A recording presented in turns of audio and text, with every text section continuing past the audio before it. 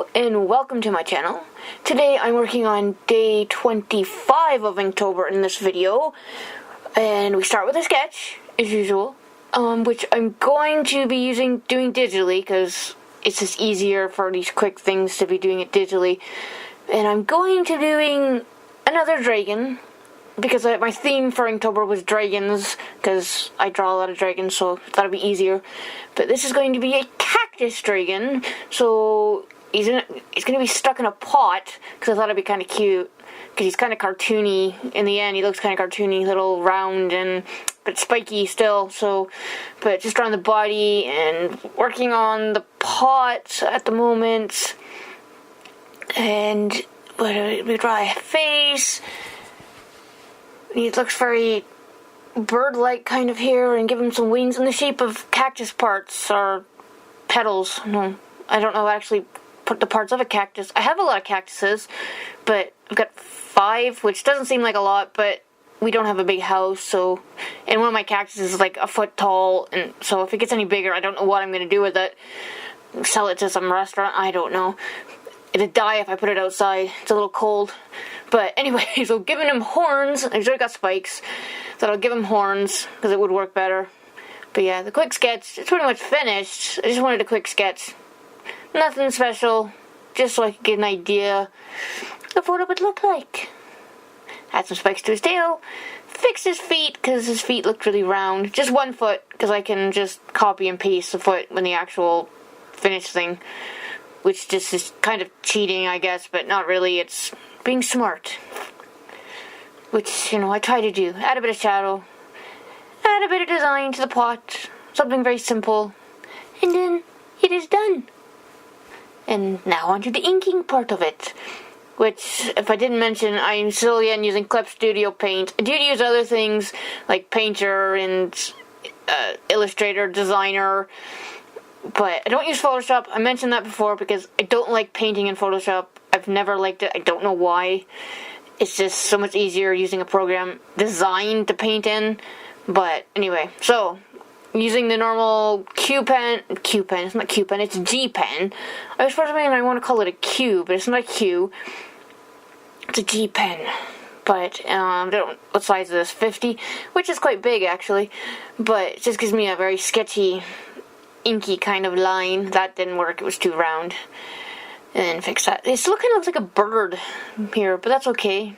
Birds fly, dragons fly. It works, I think, maybe. But give him simple eyes. But what am I doing here? Make him a little more rounder. Get rid of some other lines. Give him his feet, because he needs feet. Don't like those feet. Get rid of those feet. Try again. Very simple feet, but that works. Because it doesn't have to be complicated to work. It can be very simple. But then I'll just copy and paste this foot. Oh, see, I thought I'd copy and paste it, but no. There, I copied and pasted it there. And then just duplicate it. And it saves time. You don't have to try it twice. It's easy. Erase the pot so it looks like he's standing on the pot rather than the pot is like cutting his feet in half. And then what am I doing here? I don't know what I'm doing here. I'm just clicking randomly on layers, it seems, which is great fun. And just add a bit of shading, very simple shading. I don't want anything complicated. I'm pretty much using flat colors just because I'm being lazy when I'm painting. If I was doing this realistically, I would spend more time on it, but I'm not, so I'll just use simple colors. Add some quick little spikes so he looks very spiky. Don't want to touch him. He looks very angry, actually. But that's okay. He's spiky. Maybe that's why he's angry.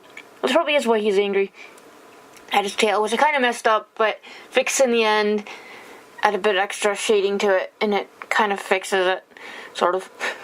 But put in more shading, and I'm actually planning on doing a semi-realistic dragon digitally, but I'll probably use like Painter for that.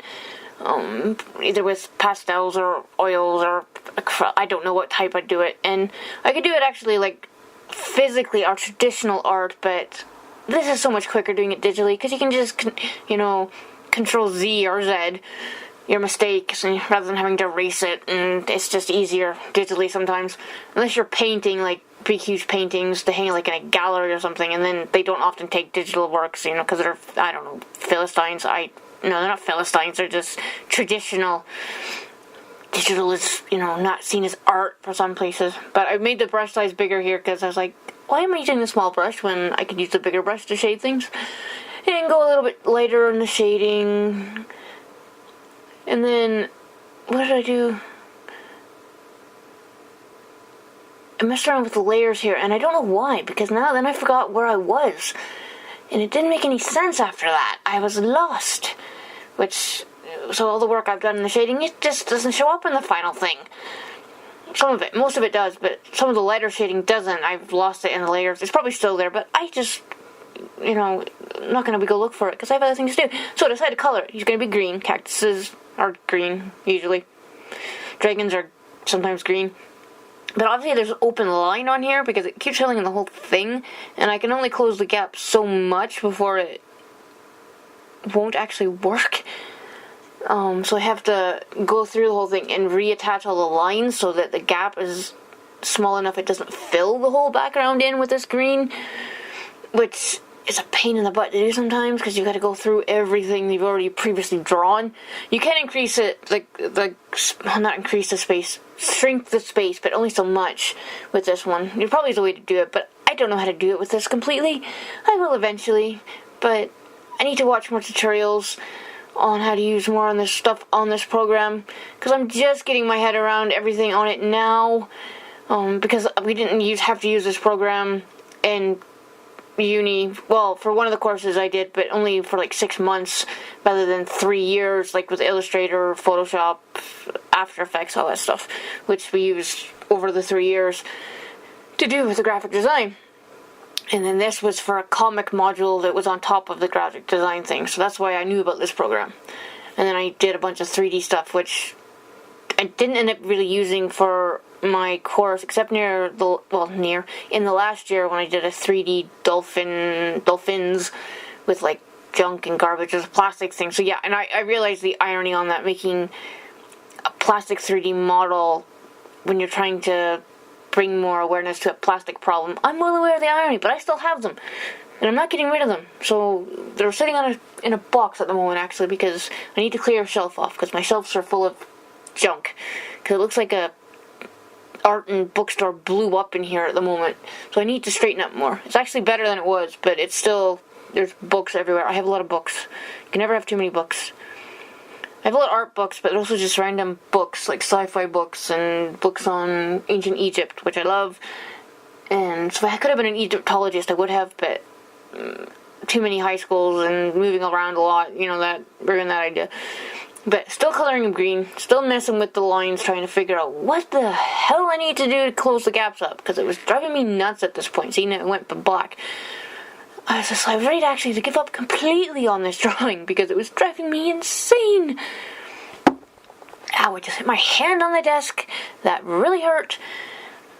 But, ow, that's going to leave a bruise probably, but that's okay. What am I using here? This is it's a paint unfilled areas, which is a handy tool because it gets all those little nooks and crannies in there so you don't have to go with the paint bucket tool and fill them all in. Sometimes you still have to, but usually you can use that.